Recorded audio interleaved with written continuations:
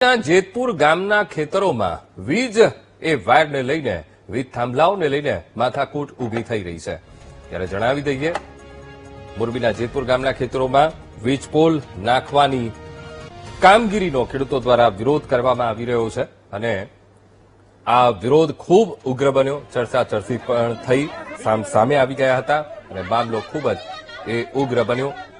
Police બોલાવવાની ફરજ પડી હતી અને પરિસ્થિતિ પર કાબુ મેળવવાનો પ્રયત્ન હાથ ધરવામાં આવ્યો હતો।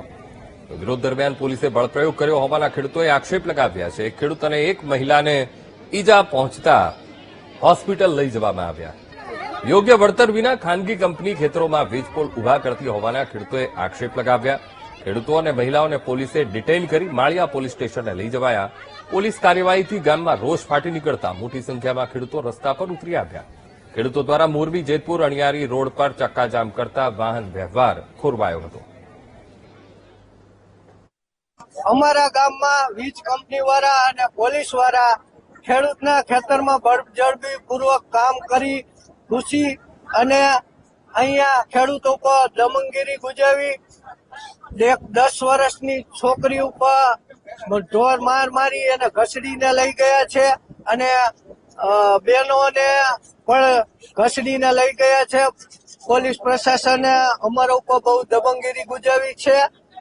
અમારી માંગ અહીંયા એક જ છે કે જે આ ખેડૂતોને લઈ ગયા છે એને સુરક્ષિત રીતે પાછા આપવામાં આવે અને આવનાર સમયમાં આવું કોઈ ઘર્ષણ ન કરે એની બાંયધરી આપવામાં આવે અને ખેડૂતની એક જ માંગ છે કે જે વ્યાજબી વળતર છે એ વ્યાજબી વળતર ખેડૂતને મળે એવી ખેડૂતોની માંગ છે। પોલીસ વાળાએ મને એક ધોકો માર્યો અને પાડી દીધી અને 5 લેડીઝ પોલીસ મને માથે હુમલો કરી માથે પાંચે માર માથે ચડી ગયા અને પછી કે 108 બોલાવો પેલા મને પાડી દીધી અને માથામાં લાગ્યું મને તરત જ આમ ચક્કર આવ્યા એટલે હું તો બેભાન થઈ ગયું। શું કામ માર્યા?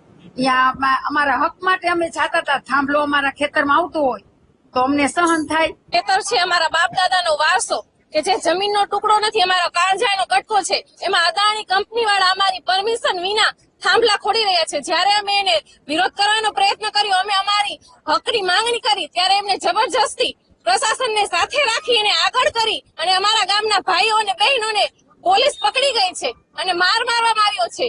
નાના છોકરાઓને પણ લઈ ગયા છે। જ્યાં સુધી અમારી માંગણી સ્વીકારવામાં નહીં આવે ત્યાં સુધી આ થશે। પ્રશાસને જે અમારી સાથે છેતરપિંડી કરી છે એને અમને બાહેંધરી આપી હતી કે અમે તમારી સાથે રહીશું, તમારી માંગણીઓને સ્વીકારીશું, યોગ્ય ન્યાય આપીશું અને અમારી સાથે છેતરપિંડી કરીને અમારા ખેતરમાં ખાડા ખોદી દીધા છે અને ત્યાં પોલ ઉભો